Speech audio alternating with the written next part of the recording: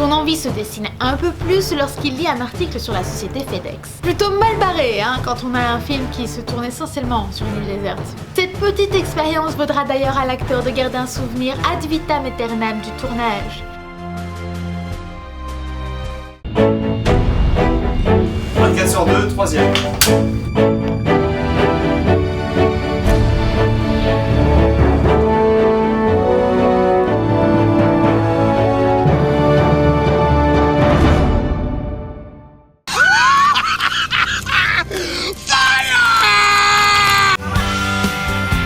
Seul au monde est ce qu'on peut qualifier de tournage peu commun. On a déjà discuté de tournage parallèle avec 2 films tournés en même temps pour la même saga ou pas. Mais nous n'avons encore jamais eu affaire à un tournage mis en attente pour cause de réalisme. Seul au monde, c'est l'histoire d'un mec bien rangé qui aime sa petite vie bien rangée et qui du jour au lendemain se retrouve coincé sur une île seule, le titre porte donc bien son nom, et se voit obligé de faire un choix, se laisser mourir ou survivre physiquement et psychologiquement.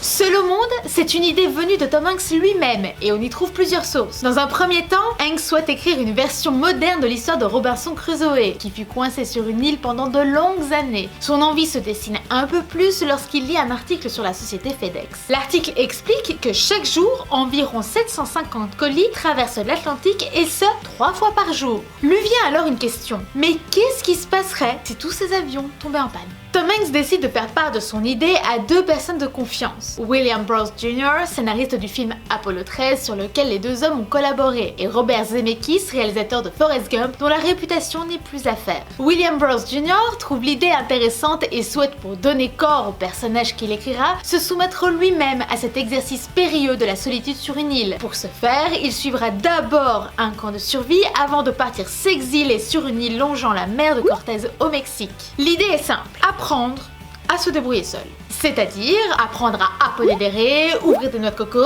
et apprendre à faire du feu.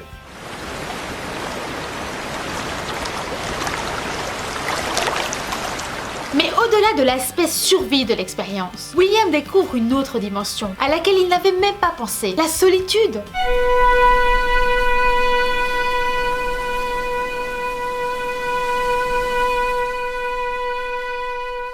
Il comprend alors que non seulement la survie seule sur une île déserte est physique, certes, mais elle est également spirituelle. C'est d'ailleurs au cours de cette réflexion que William installe ce qui deviendra l'un des éléments clés du film. Il se lie d'amitié avec un ballon de volley-ball. Alors qu'est-ce qu'il faisait avec un ballon de volley-ball sur l'île? Je vous laisse me donner la réponse. Au départ, Tom Hanks souhaite écrire une comédie.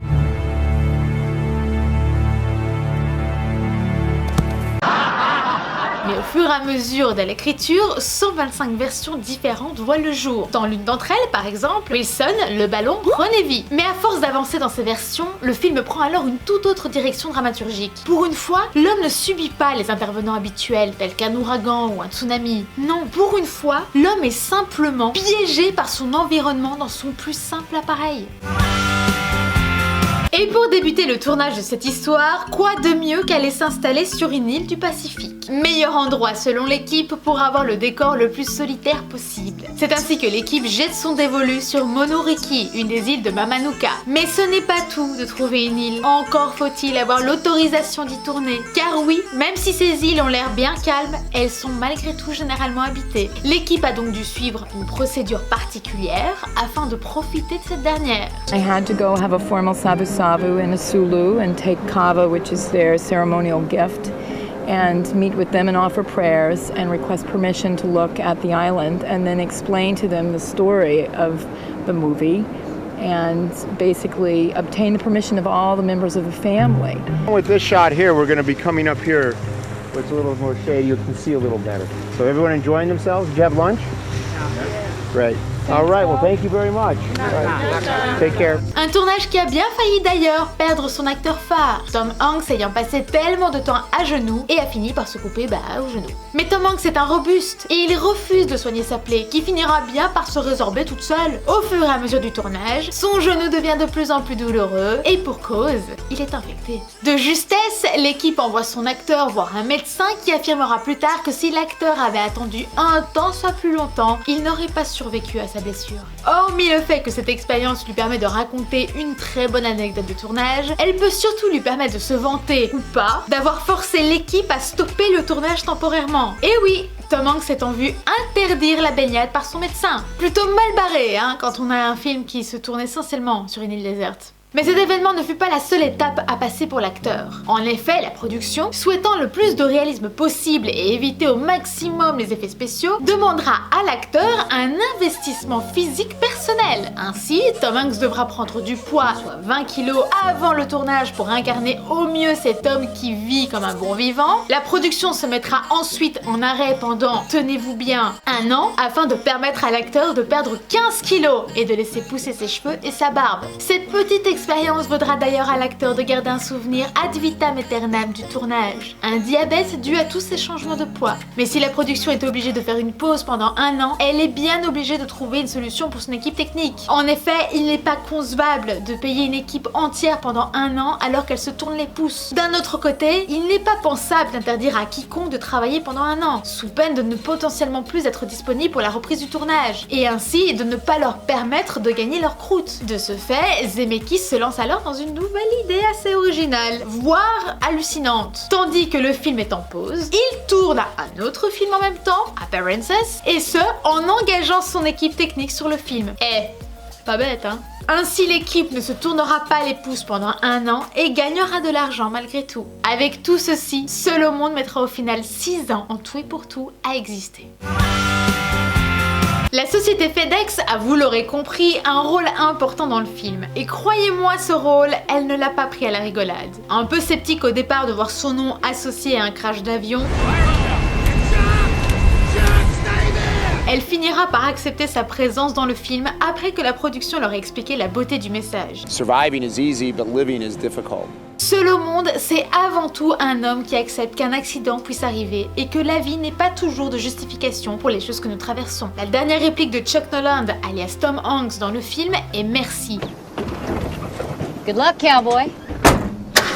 Thank you.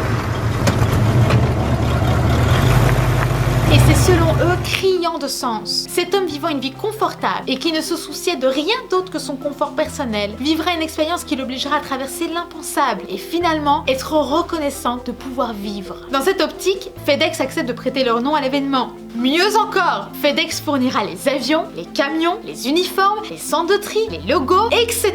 et aidera à la logistique sans jamais demander de contrepartie financière. Mieux encore, Fred Smith, le PDG de FedEx, fera une apparition dans son propre rôle. Suite au film, FedEx verra sa popularité grimper en Asie et en Europe. Visiblement, personne n'avait peur de voir son colis finir dans le fond de l'océan Pacifique. Vous l'aurez compris, FedEx a de l'humour à revendre. Preuve en est, ils utiliseront même l'histoire du film et l'une des scènes de fin du film pour en faire leur pub au Super Bowl.